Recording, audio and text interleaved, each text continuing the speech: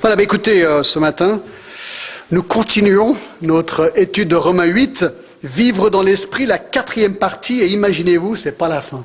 Tellement ce chapitre est riche qu'on va vraiment prendre notre temps. Mais ce matin, j'aimerais commencer en lisant à partir du chapitre 8, le verset 17 à 25. D'accord ? On va lire.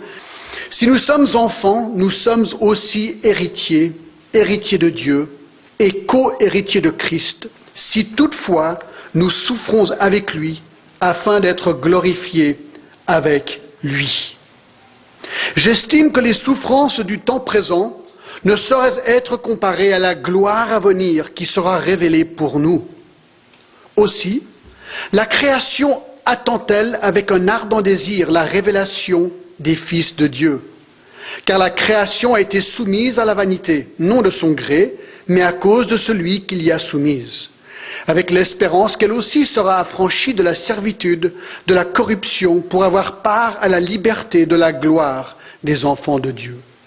Or, nous savons que, jusqu'à ce jour, la création tout entière soupire et souffre les douleurs de l'enfantement. Et ce n'est pas elle seulement, mais nous aussi qui avons les prémices de l'esprit. Nous soupirons en nous-mêmes et attendons l'adoption, la rédemption de notre corps. Car c'est en espérance que nous sommes sauvés. Or, l'espérance qu'on voit n'est plus espérance. Ce qu'on voit, peut-on l'espérer encore ? Mais si nous espérons ce que nous ne voyons pas, nous l'attendons avec persévérance. Alors, comme je l'ai dit la dernière fois, ce chapitre nous révèle 8 actions puissantes du Saint-Esprit dans la vie du croyant, que si bien assimilées, vont lui donner une victoire étonnante dans sa marche avec Jésus-Christ. Alors, à titre de révision, quelles sont ces 8 actions puissantes ? Numéro 1, on a vu au verset 1 à 3 que l'Esprit confirme notre non-condamnation. Deuxièmement, on a vu que l'Esprit transforme notre identité. Troisièmement, nous avons vu que l'Esprit triomphe sur notre chair. Quatrièmement, nous avons vu que l'Esprit confirme notre adoption.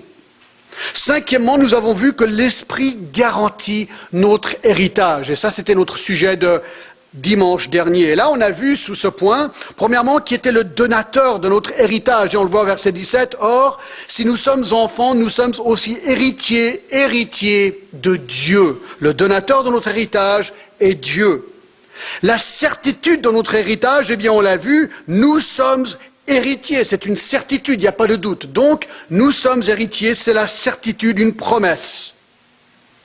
Troisièmement, nous avons vu la nature de notre héritage. On a vu, vers le verset 18, nous dit que c'est un héritage futur. Il dit, j'estime que les souffrances du temps présent ne sauraient être comparées à la gloire à venir qui sera révélée pour nous. Donc, cet héritage, c'est un héritage futur. Et nous avons vu aussi que c'est un héritage où nous serons dans la présence même de Dieu. Le psaume 73, 25 nous le dit. Ensuite, nous avons vu le partage de notre héritage au verset 17. Nous sommes co-héritiers avec Christ, c'est intéressant. Tout ce que Christ possède, nous le posséderons parce que nous sommes co-héritiers avec lui. Donc tout ce qu'il va hériter, nous hériterons. Et là, nous avons vu un petit point assez étonnant au verset 18, la condition de notre héritage, la souffrance. Il a dit, voilà, si tu es chrétien, si tu connais Jésus-Christ personnellement, tu es sauvé, tu es transformé par lui, tu es pardonné de tes péchés, tu sais que tu as l'héritage, tu sais que tu as la vie éternelle, eh bien, le monde réagira. Et comme on l'a vu dans les groupes de maison cette semaine, le monde va te haïr. Et la souffrance fait partie de notre héritage. Ça, on l'a vu aussi la semaine dernière. Et ensuite, le prochain point, l'attente de notre héritage. Et c'est là où j'aimerais rentrer dans le détail. L'attente de notre héritage. Alors, on a vu que l'héritage est futur, mais on l'attend. On l'attend. Et il dit au verset 18, « J'estime que les souffrances du temps présent ne sauraient être comparées à la gloire à venir qui sera révélée pour nous. » Et regardez le verset 19, « Aussi la création attend-elle avec un ardent désir la révélation des fils de Dieu? Alors là, on entame une section, mais alors, fascinante. C'est pour ça que je ralentis, parce que moi, je suis époustouflé par ce que je suis en train de découvrir ici. Et on voit que le mot aussi, au verset 19, eh bien, fait une connexion entre ce qui vient de se dire et ce qui va se dire. Et la clé aussi se trouve dans la répétition 3 fois d'un mot, c'est le mot soupir ou soupirer. Il dit que la création, au verset 19, soupire, d'accord, elle attend avec un ardent désir, c'est le mot soupirer. Il le dit aussi au verset 23 à 25, nous-mêmes, regardez au verset 23, et ce n'est pas seulement, ce n'est pas elle seulement, mais nous aussi, qui avons les prémices de l'esprit, nous soupirons en nous-mêmes. Donc, la création soupire, nous soupirons, et l'esprit au verset 26 dit que même l'esprit lui-même intercède par des soupirs inexprimables. Donc les versets 19 à 27 décrivent le fait que nous attendons notre héritage. Nous languissons pour cet avenir. Alors, regardons le fait que la création, verset 19, la création soupire. Alors on va avoir des sous-points là-dessous, d'accord? Premièrement, la description de la création. Qu'est-ce qu'il veut dire par ça? Aussi la création attend-elle avec un ardent désir la révélation des fils de Dieu. Alors déjà le mot attend-elle, un mot intéressant, il décrit la manière de quelqu'un qui regarde intensément quelque chose avec la tête tendue. Hein, quelqu'un qui veut regarder, puis il regarde comme ça, il a la tête tendue, et il attend, il veut voir. Il se met sur le bout des pieds pour voir une chose qui doit arriver. Alors ici, c'est le mot utilisé. Et on apprend que c'est la création qui est debout sur la pointe des pieds et elle attend de voir cet héritage. Alors, de quelle création parle-t-il? Qu'est-ce qui attend l'héritage, la gloire, la présence de Dieu? Ce n'est pas les anges, parce qu'ils ne pêchent pas, ils y sont déjà, ces anges-là, d'accord? Les anges, les bons anges, si on veut. Mais ça ne peut pas être Satan et les démons non plus, parce qu'eux ne peuvent pas être sauvés. Il ne peut pas parler de croyants parce qu'il va nous décrire dans quelques minutes comme nous aussi nous soupirons pour l'attente de la gloire. Et ça ne peut pas être des non-croyants parce que les non-croyants n'attendent pas la gloire. Alors c'est qui cette création alors qui attend la gloire, qui soupire pour cette révélation? Eh bien la seule option qui reste, mes amis, c'est la création naturelle, la création non rationnelle. Cette création, oui en effet, les plantes, ces créations physiques, les plantes, la terre, les montagnes, les rivières, les océans, les astres, mais inclut aussi les animaux. Vous direz, attends, John, quoi? Mais oui, la création, ces choses attendent leur glorification, leur héritage, leur rédemption. Vous dites, mais attends, là, c'est incroyable. Non, regardez avec moi le psaume 96, 12.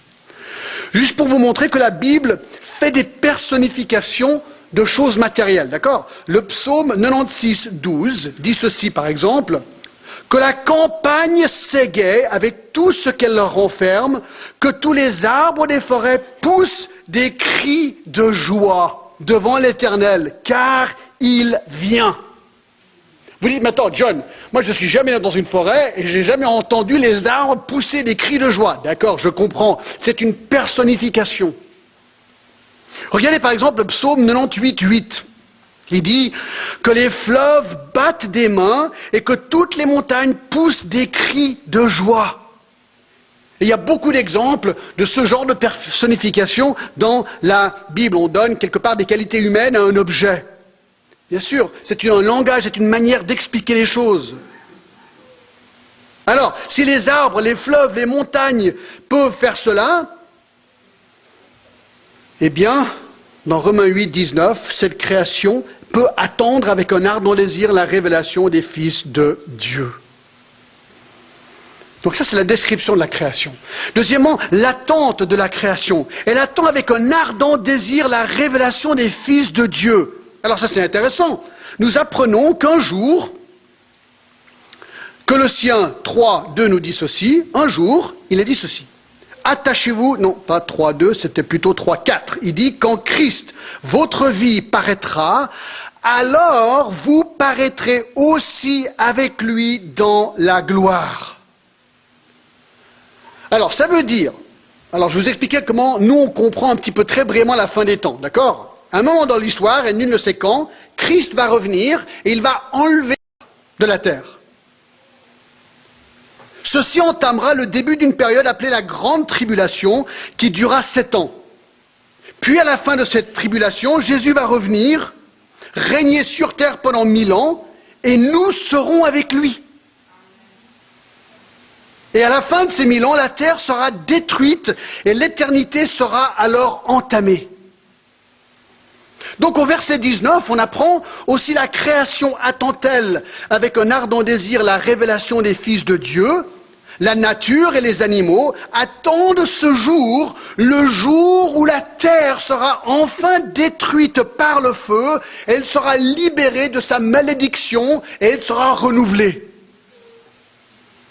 Ouais, mais tu dis déjà, mais comment est-ce que la terre, comment est-ce que ces choses attendent leur libération? Alors là, pour comprendre, il faut reculer un petit peu dans la Bible. Ça va être tout clair dans quelques instants, d'accord? Regardons troisièmement la malédiction de la création. Il faut comprendre que la création que nous voyons autour de nous est en fait maudite. Regardez le verset 20 de Romains 8. Il dit aussi la création attend-elle avec un ardent désir la révélation des fils de Dieu, car, verset 20, la création a été soumise à la vanité, non de son gré, mais à cause de celui qui l'y a soumise.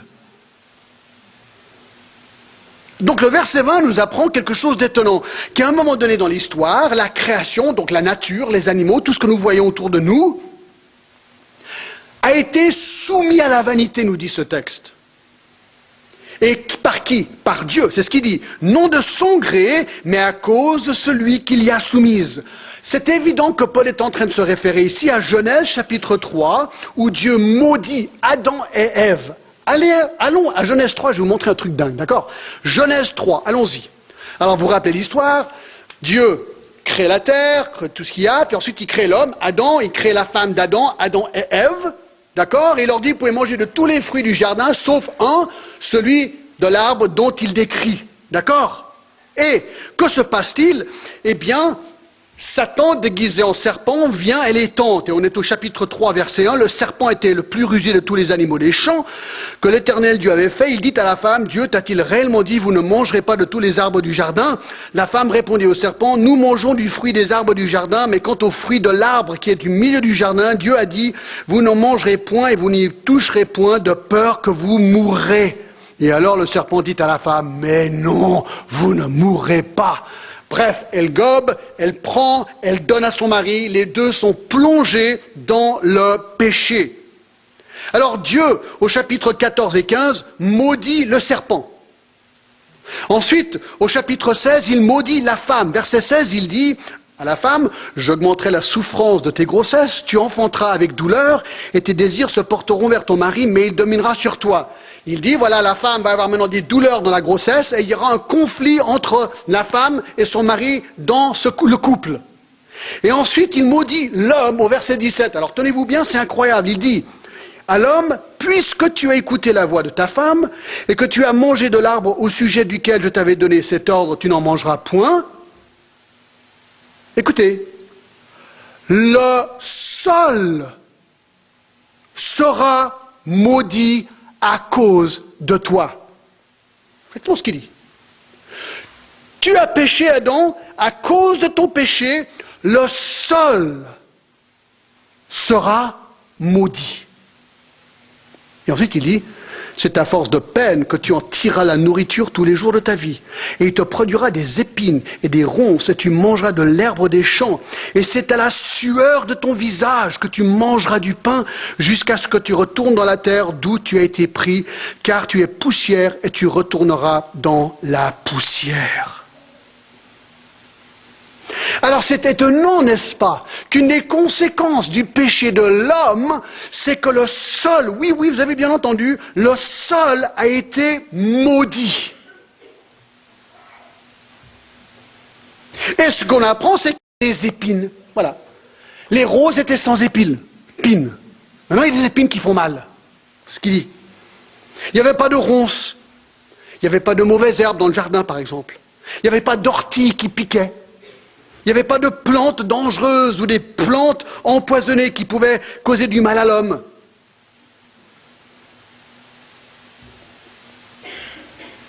Ces choses n'existaient pas avant la chute. Mais une fois que la chute a eu lieu, toutes ces choses difficiles liées au sol qui est maintenant maudit ont fait apparition. Le texte dans Romains 8 nous dit que le sol a été soumis à la vanité. À partir de là, des ronces apparaissent, des mauvaises herbes apparaissent, les orties apparaissent, les plantes dangereuses et empoisonnées apparaissent. Mais ça va beaucoup plus loin que ça. Mais là, on comprend pourquoi il y a des choses étonnantes qui se passent sur notre planète. Par exemple, les tsunamis. Ils viennent d'où ces tsunamis? Ben, ça fait partie d'un sol maudit. Les tornades, les ouragans, les volcans, les tremblements de terre, les inondations. Mais ça explique encore beaucoup plus de choses. Pourquoi est-ce que les lions mangent des gazelles? Pourquoi est-ce que les chiens et les chats ne s'aiment pas? Vous avez déjà posé ces questions? C'est quand même étonnant.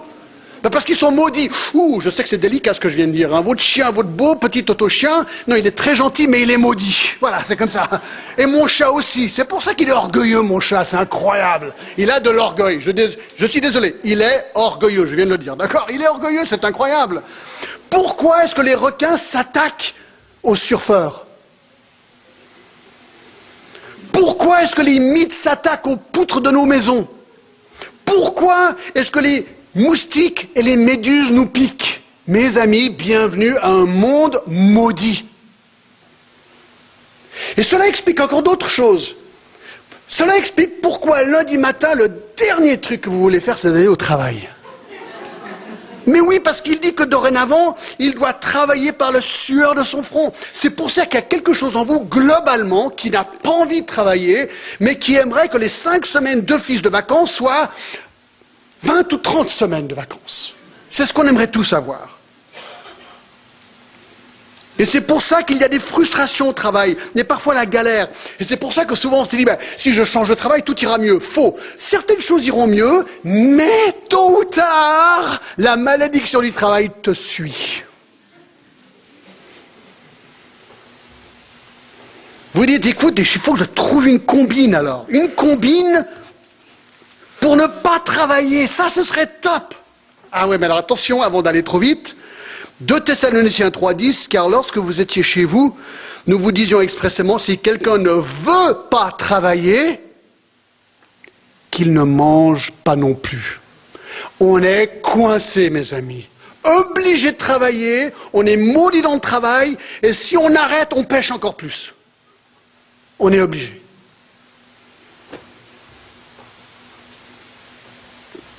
Mais c'est intéressant de constater ces choses. Le monde est maudit. Alors c'est intéressant que dans Genèse 1, 28, dans ce même ordre d'événements, Dieu nous dit qu'on a le droit, on a le devoir d'assujettir la terre. Il dit à Adam et Ève, assujettissez la terre. Qu'est-ce que ça veut dire? Alors l'homme doit utiliser le sol maudit pour son bénéfice, qui veut dire d'essayer de contrer l'effet de la malédiction. Il a le droit de faire ça. Par exemple, tu as un mal de tête parce que c'est lié à la malédiction, ce qui m'arrive souvent, c'est ok de prendre des médicaments. Toute bonne chose vient de Dieu, n'est-ce pas? Donc on peut prendre un médicament, ce n'est pas un problème. Une femme a des douleurs, elle sait qu'elle va peut-être mettre un enfant au monde, elle a des douleurs, est-ce que c'est un mal qu'elle ait une péridurale? Non, c'est très bien. C'est une manière de contrer, d'assujettir la terre, mais ce ne sera jamais parfait. La malédiction, elle est toujours là, même si on la contre avec toute la sagesse humaine qu'on pourrait avoir. Donc on revient maintenant à Romains 8, et au verset 20. Il dit, verset 19, « Car la création attend-elle avec un ardent désir la révélation des fils de Dieu ? Car la création a été soumise à la vanité, non de son gré, mais à cause de celui qui l'a soumise. » Voyez-vous, Dieu a maudit la planète, le sol, la terre. Alors, un mot sur la préservation de la planète. D'accord? Je rentre sur un terrain miné. Alors moi, je suis pour une gestion responsable de la planète. Je vais vous dire pourquoi. Dans Lévitique 25, il est dit que les Juifs étaient appelés à laisser chaque 7e année reposer la terre. Ils devaient la cultiver pendant 6 ans, et la 7e année, laisser reposer la terre. Ils ne voulaient pas que le peuple exploite la terre à un tel point d'y extraire toute sa vie. Le repos de la terre tous les 7 ans lui permettait de se ressourcer pour avoir une nouvelle bonne culture pendant les 6 années après, etc., etc., etc. Aujourd'hui, nous avons assujettissé ou assujetti la terre, nous avons des engrais. Ce n'est pas un mal d'utiliser les engrais. On devient malade, on comprend, d'accord? Mais un engrais, c'est pas une manière, c'est une manière d'avoir substitué quelque part ce repos de la terre. Même si c'est imparfait, on comprend. Alors, pour vous prouver que je suis bien avec une gestion responsable de la terre, l'autre jour, on se promenait sur le Salève, magnifique, j'ai vu une canette de bière vide. Ben, je l'ai ramassée, je l'ai ramenée chez moi pour l'acheter. Donc j'étais assez fier et content de moi, d'accord? J'étais un citoyen responsable, j'essayais de prendre soin de la terre, j'aime la terre. Ce qu'il faut se rappeler quand même, dans cette gestion de la terre, c'est que la terre, elle est maudite, elle est corrompue, et que la mort, les maladies, les désastres naturels, la pollution n'arrêteront jamais jusqu'à que la malédiction soit ôtée par Dieu. Et le jour où la malédiction sera ôtée par Dieu, ce sera le jour où Dieu va détruire la terre par le feu. C'est exactement ce qu'il va faire. Il a déjà une fois détruit la terre par l'eau. Vous vous rappelez le déluge? Il a promis qu'il ne le referait jamais de cette manière-là. Mais dans 2 Pierre 3, et le verset 10, le jour du Seigneur viendra comme un voleur, et en ce jour les cieux passeront avec fracas, et les éléments embrasés se dissoudront, et la terre avec les œuvres qu'elle renferme sera consumée. Puisque tout cela est en voie de dissolution, dit-il, combien votre conduite et votre piété doivent être saintes. Alors ce qui est intéressant, c'est que d'un côté on doit être responsable, de l'autre côté, la terre, un jour, va être bien pire qu'aujourd'hui. Elle va être détruite par le feu. Alors je me suis posé la question, est-ce qu'on pourrait un jour, nous les hommes, avec nos guerres et nos bombes atomiques, détruire la planète? Moi je réponds non, c'est pas possible. Pourquoi? Parce que la Bible nous dit que c'est Dieu qui va la détruire.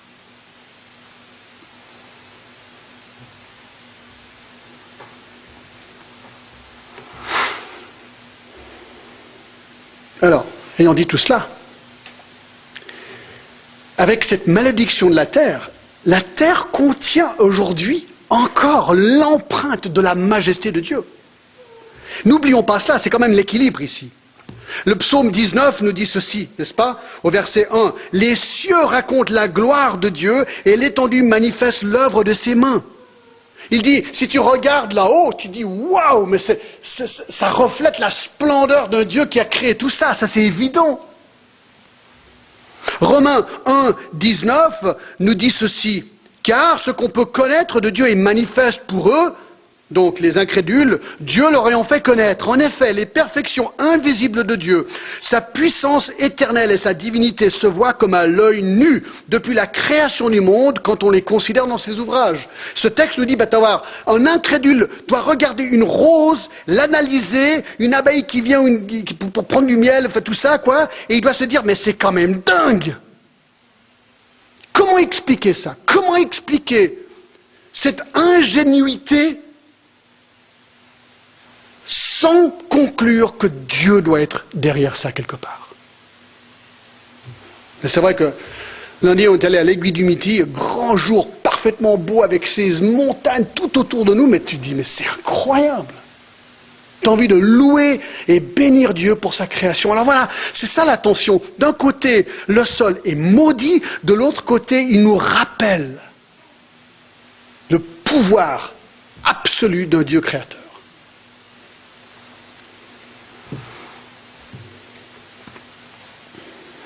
Mais on apprend, verset 21, c'est le prochain point, la délivrance de la création, au verset 21. Avec l'espérance qu'elle aussi sera affranchie de la servitude, de la corruption. Ben voilà, alors c'est marrant, non? Ce sol, cette terre, cette planète, elle est personnifiée ici, puis elle attend. Elle attend. Elle regarde Elle est sur la pointe des pieds, elle attend ce jour où elle sera délivrée de la malédiction, avec l'espérance qu'elle aussi sera affranchie de la servitude, de la corruption, pour avoir part à la liberté de la gloire des enfants de Dieu. Or, nous savons que jusqu'à ce jour, la création tout entière soupire et souffre les douleurs de l'enfantement.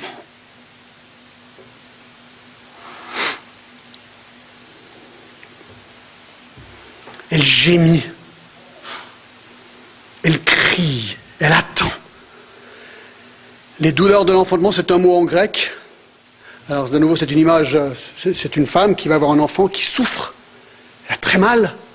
Elle attend qu'un jour d'avoir ce bébé. Tout sera beau. Ça, c'est l'image ici. C'est ce que la création attend.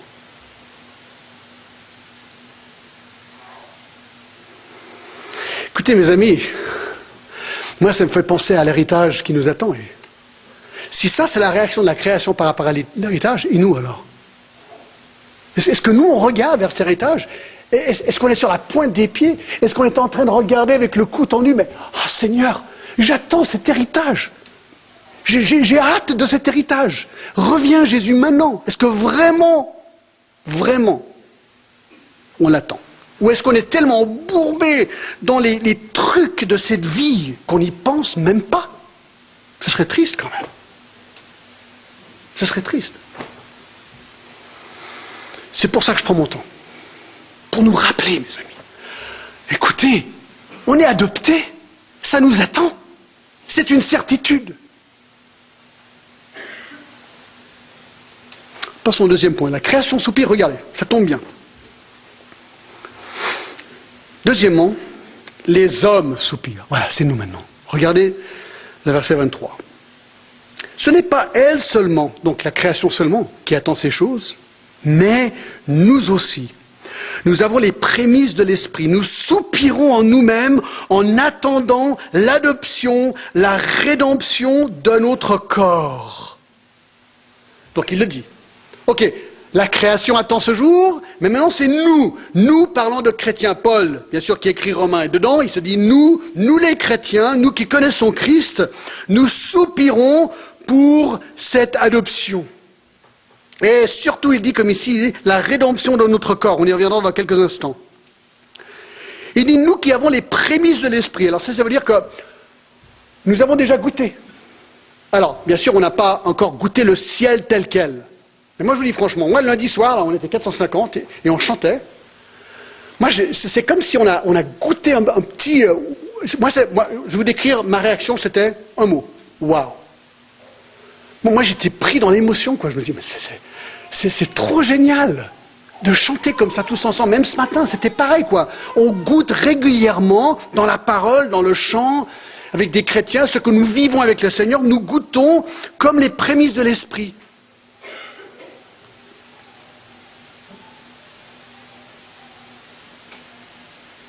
Et là, il dit, et nous soupirons en nous-mêmes en attendant l'adoption, la rédemption de notre corps. Alors, moi, je me suis arrêté sur cette phrase cette semaine. Je me suis dit, mais qu'est-ce qu'il est en train de dire là? Il dit, nous soupirons en nous-mêmes en attendant l'adoption, la rédemption de notre corps. Donc, il parle bien de notre corps. Et qu'on attend la rédemption de notre corps.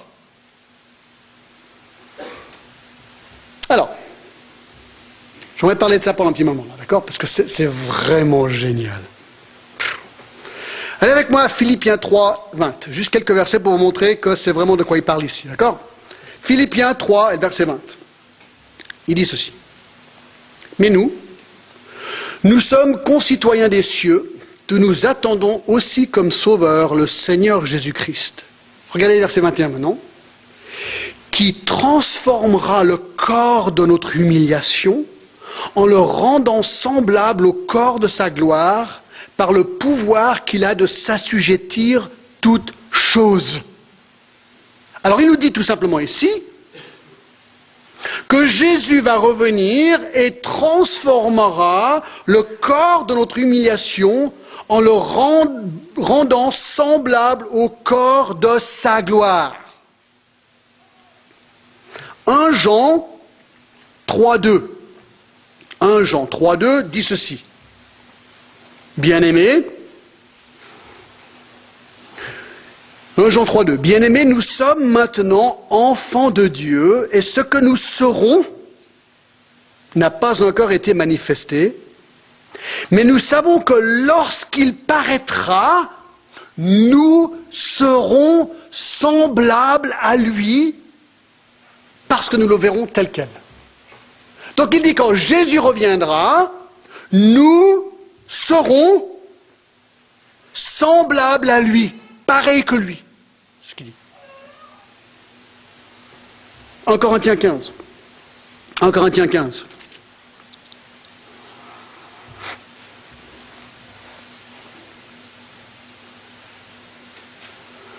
Alors tout le chapitre est sur le sujet, verset 40, il y a aussi des corps célestes et des corps terrestres.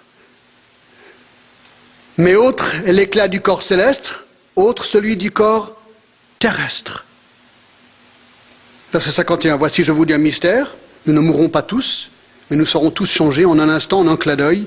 À la dernière trompette, la trompette sonnera et les morts ressusciteront incorruptibles et nous serons changés. Ça veut dire que, voilà, je continue. Car il faut que ce corps corruptible revête l'incorruptibilité et que le corps mortel revête l'immortalité.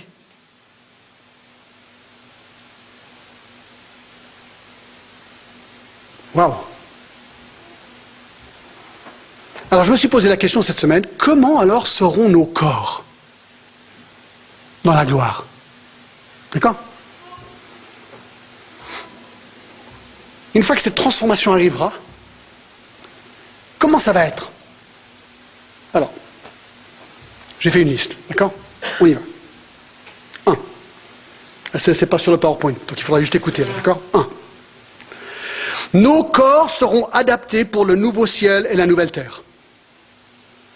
Alors, dans Apocalypse 21, on apprend ceci. Puis, c'est tout à la fin, le dernier chapitre de la Bible, d'accord? Puis, je vis un nouveau ciel et une nouvelle terre, car le premier ciel et la première terre avaient disparu et la mer n'était plus. Donc nous apprenons tout simplement que la terre comme nous la connaissons un jour sera brûlée, il y aura une nouvelle terre créée, un nouveau ciel, je pense pas le ciel paradis, il y a toujours le ciel que nous connaissons, il y aura un nouveau ciel, nouvelle terre. Et pour pouvoir y exister, on va devoir avoir des nouveaux corps. C'est logique. Des nouveaux corps. Donc ça veut dire qu'on aura des corps. 2. Comment ça va se passer? 2. Nos corps seront séparés de notre âme à la mort. Alors posons-nous la question aujourd'hui, que se passe-t-il quand quelqu'un meurt? Bien, lorsque quelqu'un meurt, il y a une séparation entre son corps et son âme. Le corps meurt, il est enterré ou incinéré et il décompose. Il redevient poussière. Tandis que l'âme va dans la présence du Seigneur. Alors ça, nous le savons. Parce que dans Philippiens, par exemple, il y a plusieurs versets qui en parlent. Dans Philippiens 1, Paul dit ceci au verset 19, « Car je sais que cela tournera à mon salut. » Il est en prison, grâce à vos prières et à l'assistance de l'Esprit de Jésus-Christ, selon ma ferme attente et mon espérance, je n'aurai honte de rien, mais maintenant, comme toujours, Christ sera glorifié dans mon corps avec une pleine assurance, soit par ma vie, soit par ma mort. Car Christ est ma vie et mourir m'est un gain. Mais s'il est utile pour moi, pour mon œuvre, que je vive dans la chair, donc si je dois rester, c'est plus utile, je saurais dire que je dois préférer. Alors il se pose la question, est-ce que je préfère mourir ou est-ce que je préfère ne pas mourir? Et il dit au verset 23, « Je suis pressé des deux côtés. J'ai le désir de m'en aller et d'être avec Christ, qui est de beaucoup et le meilleur. Mais à cause de vous, je veux bien rester. » Prochain verset. Donc Paul est en train de dire, si je meurs, ça veut dire que mon corps va mourir, mais mon âme ira vers le Seigneur. C'est ce qu'il est en train d'affirmer ici. Donc lui, il était convaincu qu'à la mort, il irait au Seigneur. Regardez encore 2 Corinthiens 5, 6 et 8. 5, chapitre 5, 2 Corinthiens 5, où il dit ceci. Nous sommes donc toujours pleins de confiance et nous savons qu'en demeurant dans ce corps, Nous demeurons loin du Seigneur, car nous marchons par la foi et non par la vue. Nous sommes pleins de confiance et nous aimons mieux quitter ce corps et demeurer auprès du Seigneur. Donc de nouveau, là, il affirme, écoutez, moi, j'attends ce jour, quelque part il est en train de dire ça, j'attends le jour avec impatience où je vais quitter mon corps, où le corps et l'âme vont être séparés, mon corps mourra et moi, directement dans la présence du Seigneur. Et il a hâte de ce jour.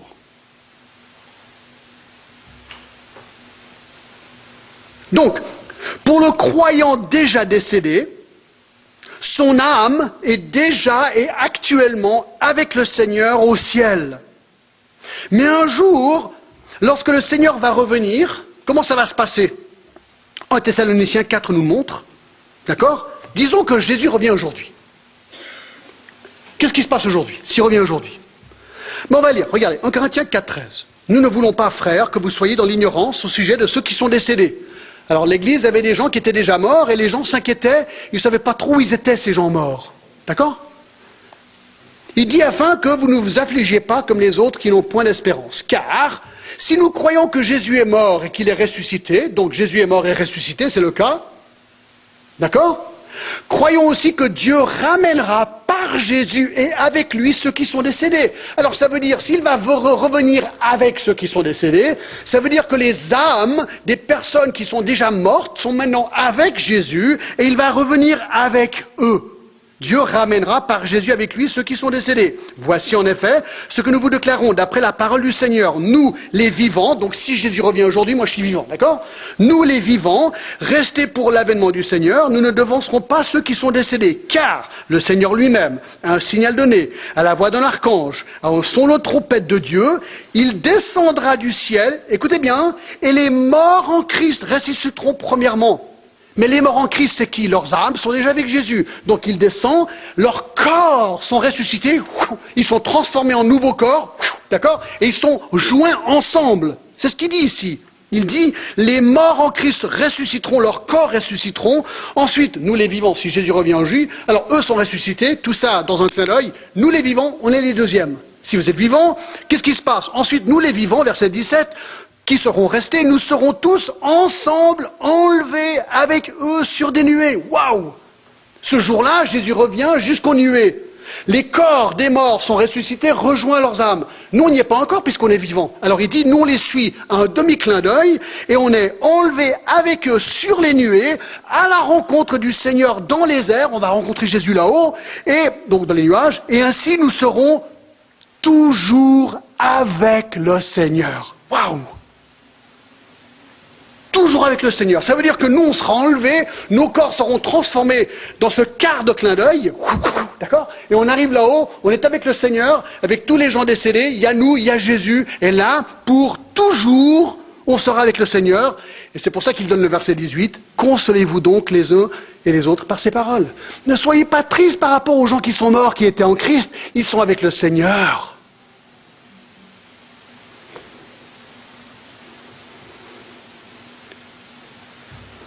Alors, pareillement pour les non-croyants. Le corps des non-croyants déjà décédés sont enterrés et redeviennent poussière. Actuellement, leurs âmes sont où? Eh bien, la Bible nous dit que leurs âmes souffrent cruellement dans un endroit qui s'appelle le séjour des morts, avec aucune possibilité d'en sortir. C'est ce que Luc 16 nous dit, et le verset 23, il est dit ceci. Dans le séjour des morts, il leva les yeux et tandis qu'il était en proie et au tourment, il vit de loin Abraham et Lazare dans son sein. Il s'écria, « Père Abraham, aie pitié de moi et envoie Lazare pour qu'il trempe le bout de son doigt dans l'eau et me rafraîchisse la langue, car je souffre cruellement dans cette flamme. » Donc voilà, cet homme, il est vivant, il est conscient, il est reconnaissable et il souffre. C'est ce qu'il est dit. Verset 25, Abraham répondit, « Mon enfant, souviens-toi que tu as reçu tes biens pendant ta vie et que Lazare a eu les maux pendant la sienne. Maintenant, il est ici consolé et toi, tu souffres. D'ailleurs, écoutez bien le verset 20, il y a entre nous et vous un grand abîme, afin que ceux qui voudraient passer d'ici vers vous ou de là vers nous ne puissent pas le faire. » Une fois, mes amis, que ton destin est scellé, si tu meurs sans Christ, tu iras dans cet endroit de souffrance terrible et tu ne pourras jamais t'en sortir. C'est ce qu'il est dit dans Luc 16.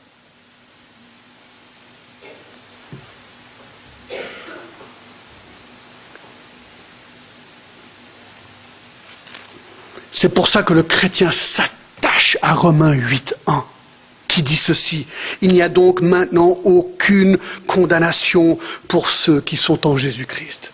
Mes amis, je ne souffrirai jamais dans cet endroit. Pourquoi? Parce que Jésus a été condamné à ma place. Il a pris ma peine, ma souffrance, mon péché.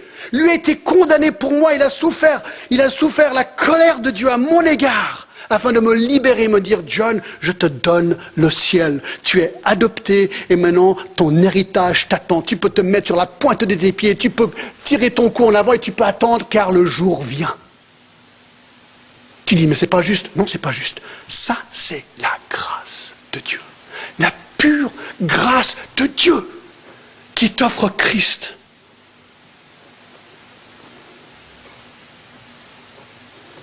Donc,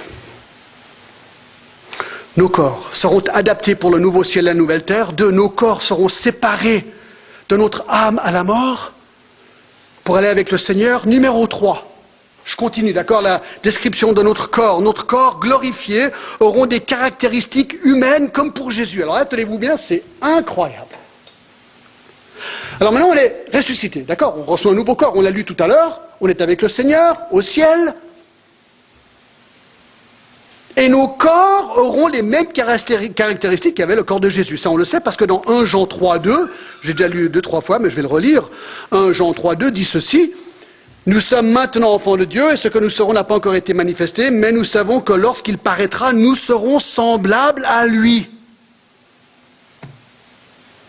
Alors c'est intéressant, lorsque vous pensez à Jésus ressuscité, ce qu'on sait, c'est que Jésus avait le même corps qu'il avait avant sa résurrection, et il avait ces mêmes caractéristiques humaines. C'est bien son corps dans la tombe qui fut ressuscité, car la tombe, après coup, était vide. Et il était reconnaissable. On sait très bien dans Jean 20, quand Thomas est venu mettre son doigt dans les plaies de Jésus, qu'il a bien reconnu Jésus, s'il avait un corps ressuscité, mais il voyait même les plaies de Jésus, n'est-ce pas? Jean 20, 27. Dans Luc 24, 39, on apprend d'autres choses intéressantes par rapport à son corps ressuscité.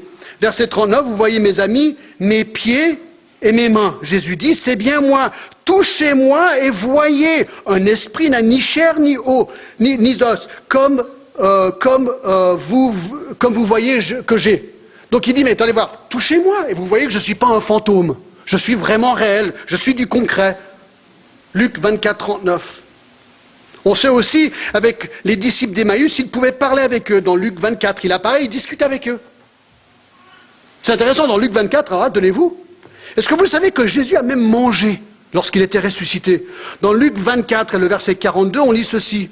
Ils lui présentèrent, donc Jésus, les disciples reviennent de la mer de Galilée, ils lui présentèrent du poisson rôti et un rayon de miel, il en prit et en mangea devant eux. Non, excusez-moi, c'était les disciples qu'il avait vu ressusciter, d'accord? Donc, on lui donne du poisson et du miel et il mange devant eux. Ressuscité. Comme marrant. Donc, nos corps, célestes et glorifiés, seront pareils. Nos traits seront reconnaissables. Alors, peut-être certains vous dites, ben mince alors. D'accord? 4. Pas trop vite. 4. Nos corps glorifiés auront des caractéristiques aussi divines, comme pour Jésus. Et oui, parce que le corps de Jésus avait également des caractéristiques divines et autres qu'humaines. Par exemple, dans Jean 20, il est dit clairement dans Jean 20, 19, que les portes étaient fermées et tout d'un coup, tac, Jésus apparaît. Ben, nous, on aura le même corps que lui. Il pouvait traverser les murs et traverser les portes. Mes amis, nous aussi. C'est pas Star Trek là, ça c'est du vrai. D'accord? On pourra. C'est intéressant, dans Marc 16, 12, on apprend ceci.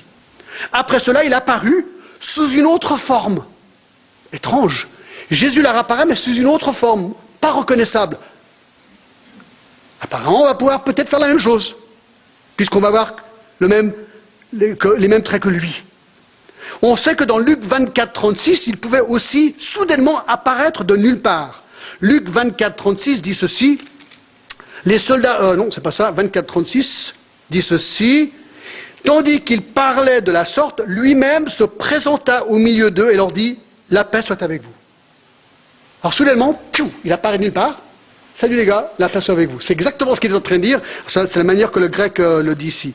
L'autre chose, c'est que dans Acte 1:9, vous vous rappelez, il est ressuscité et tout d'un coup, Jésus part corporellement au ciel. On va voir des caractéristiques divines. On va pouvoir faire des trucs dingues. 5. Nos corps, ça c'est la bonne nouvelle, seront parfaits. Ah, parfaits. Ben oui. Alors nous serons reconnaissables. Mais la grande différence entre nos corps mortels et nos corps glorifiés, c'est que nos corps glorifiés seront comme le corps parfait de Jésus qui a été glorifié. C'est notre nouveau corps, mes amis. Notre nouveau corps. Vous pourrez vous regarder dans un miroir. Voilà la bonne nouvelle. Il n'y aura plus aucune ride. Plus de cheveux gris. Plus de lignes de cheveux dégarnis. Amen. Vous pouvez regarder dans une glace, et c'est pas comme ces glaces qu'on voit aux fêtes de Genève, hein, qui sont toutes tordues. Vous serez ni trop gros, ni trop maigre. Vous serez parfait. Waouh, alléluia. Vous ne serez plus jamais malade, plus jamais de courbatures musculaires, plus jamais de blessures, plus jamais d'allergies, plus jamais de lunettes, amen, plus jamais de prothèses auditives, ni de canne pour marcher. Nous aurons des corps parfaits et impérissables. 6. Nos corps auront des capacités surnaturelles. Bon, quelque part, j'ai déjà dit. Mais nous aurons... La Nouvelle Jérusalem, c'est intéressant, ce petit détail, je trouve assez marrant. Dans Apocalypse 21, il décrit la Nouvelle Jérusalem. Donc il y a une nouvelle ville qui s'appelle la Nouvelle Jérusalem. Elle est décrite dans ce chapitre. Et regardez le verset 16, il dit ceci. La ville avait la forme d'un carré et sa longueur était égale à sa largeur. Il mesurait la ville avec un roseau, il trouva 12 000 stades, la longueur, la largeur et la hauteur en étaient égales. Donc il y a un cube, et 12 000 stades, c'est environ 2000 kilomètres. Donc il y a un grand cube, 2000 kilomètres par 2000 kilomètres par 2000 kilomètres. Ça, c'est la Nouvelle Jérusalem, d'accord? Alors ce qui est génial, pour se déplacer, pas besoin de voiture, pas besoin de vélo, pas besoin d'avion, non, pas besoin d'ascenseur. Mes amis, on pourra voler et transporter en un instant, comme l'a fait Jésus. C'est quand même génial d'y penser. Et en plus, est-ce que vous saviez que nos corps vont briller? Vont briller. 7. Ils vont briller. Daniel 12. Daniel 12 nous dit ceci. C'est vraiment génial. Hein. Daniel 12, 2. Plusieurs de ceux qui dorment dans la poussière de la terre se réveilleront. Les uns pour la vie éternelle, les autres pour l'opprobre, pour la honte éternelle. Ceux qui ont été intelligents, écoutez bien, brilleront comme la splendeur du ciel. Waouh! On va briller. Ben, Jésus a brillé, n'est-ce pas? Sur le mont de la transfiguration, il brillait. Tellement blanc qu'il a dit que même une blanchisserie humaine ne pouvait pas le faire aussi blanc que cela. Donc nous allons briller. Ensuite, nous allons avoir des relations parfaites. Alors, il y a une question qui se pose souvent, mais est-ce qu'on va se reconnaître et reconnaître nos proches là-haut? Et surtout vis-à-vis de mon époux, de mon épouse. Parce qu'on n'a pas envie de perdre celui ou celle qu'on aime, n'est-ce pas? Alors, la réponse, Jésus la donne dans Matthieu 22. Lorsqu'on lui pose la question, vous vous rappelez cet incident? Le même jour, les Sadducéens qui disent qu'il n'y a point de résurrection vinrent auprès de Jésus et lui posèrent cette question. On est dans Matthieu 22, 23. Maître, Moïse a dit, si quelqu'un meurt sans enfant, son frère épousera sa veuve et suscitera une postérité à son frère. Il y a parmi nous 7 frères. Le premier se maria et mourut. Et comme il n'avait pas d'enfant, il laissa sa femme à son frère. Il fut de même pour le second, puis le troisième jusqu'au 7e. Après eux tous, la femme mourut aussi. Donc elle a épousé 7 hommes, un après l'autre. D'accord? Parce qu'elle était veuve chaque fois. À la résurrection, duquel 7 sera-t-elle donc la femme? Ben, quand elle sera au ciel, elle sera la femme de qui? Numéro 1, 2, 3, 4, 5, 6 ou 7. Ah!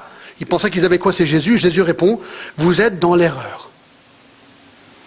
Parce que vous ne comprenez ni les Écritures, ni la puissance de Dieu, car à la résurrection, les hommes ne prendront point de femmes, ni les femmes de Marie, mais ils seront comme les anges de Dieu dans le ciel. Ce qui nous apprend, c'est que les anges ne se marient pas et que nous serons comme les anges, et donc au ciel, nous n'aurons ni femme ni mari. Nous serons parfaits dans nos relations.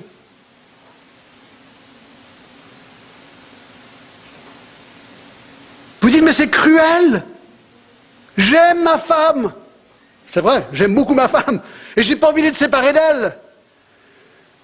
Oui, mais le réconfort, c'est de savoir que j'aurai avec elle une relation parfaite. Et avec tous les autres aussi. Moi, je décris ça comme mon petit camion rouge. Vous savez, quand j'étais gamin, j'avais un petit camion rouge. Et pour moi, c'était le truc le plus important au monde. Mais non, c'est ma Peugeot 307 SW qui est la chose la plus importante au monde. D'accord? Voilà, c'est plus le petit camion rouge. Bien, le mariage, c'est un peu comme le petit camion rouge. Terrestre, c'est très important. C'est super. Le mariage est honoré dans la Bible. Mais lorsqu'on sera là-haut, c'est le petit camion rouge, comparé à la relation parfaite qu'on aura avec Dieu et avec les uns les autres. Alors oui, on se reconnaîtra, non, il n'y aura pas de mariage. 9. Serons-nous alors asexuels, ni hommes ni femmes? Alors ça, on ne peut pas le dire non plus, il y a des gens qui ont posé cette question. Il est clair que ce n'est pas comme ça. Jésus était tout à fait Jésus, il était homme en tant qu'homme ressuscité. Et donc nous serons du même genre que nous sommes aujourd'hui, pas asexuels, mais nous serons surtout pas unisexes ou androgènes. Non.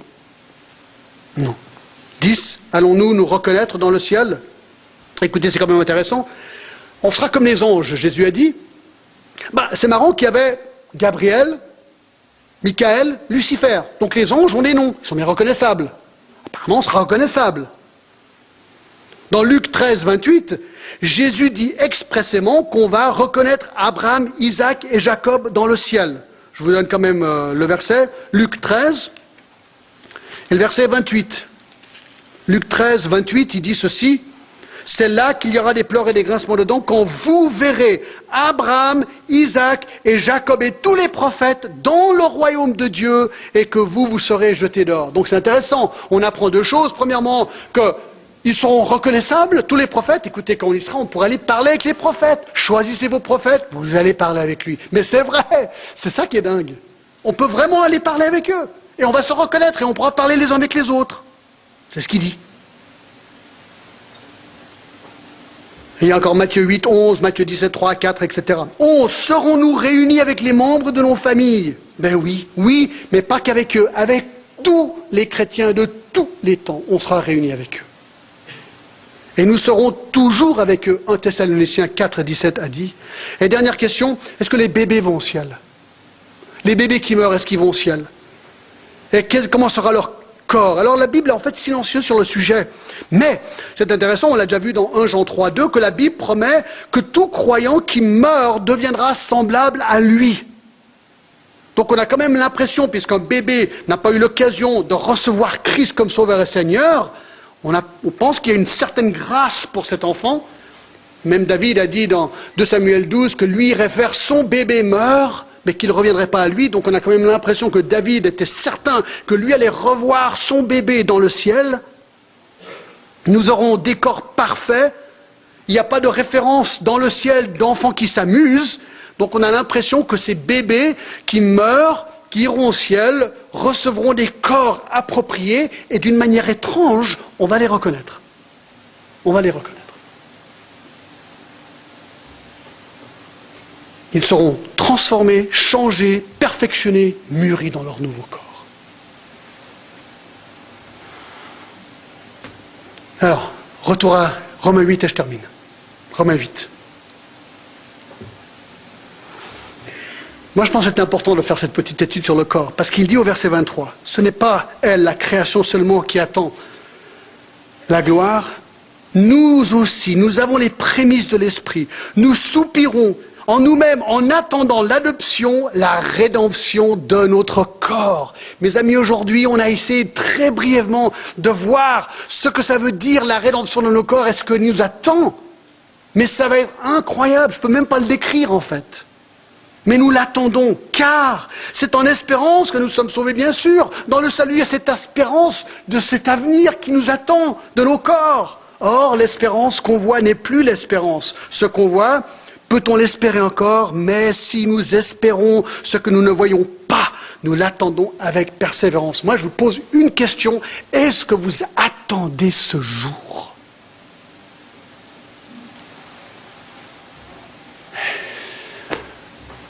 Ou est-ce qu'on est tellement pris par le terrestre qu'on n'y pense même pas? Mais moi, je vous avoue quelque chose. Ça m'arrive souvent à moi. Inclinons-nous. Inclinons-nous.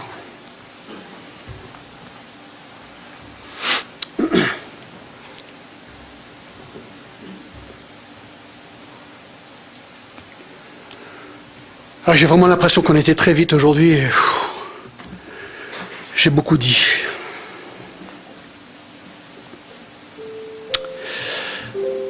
Mais c'est vrai, de penser, Seigneur, que toutes ces choses nous attendent.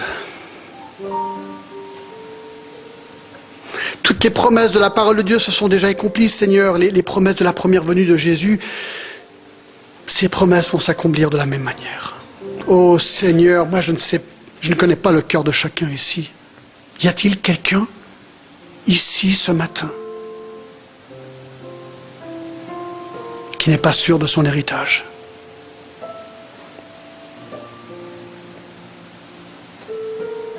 Demande à Jésus maintenant de te pardonner.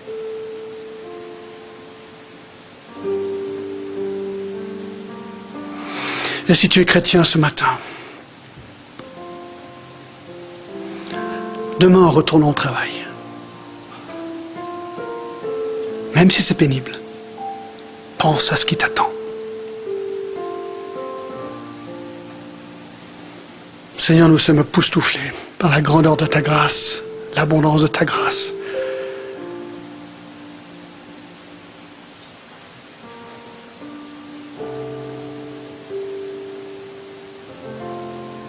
Seigneur, merci.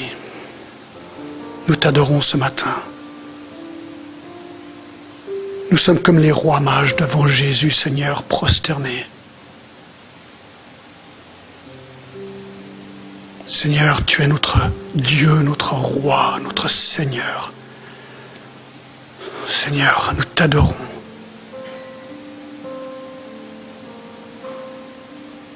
Alléluia. Au nom de Jésus. Amen.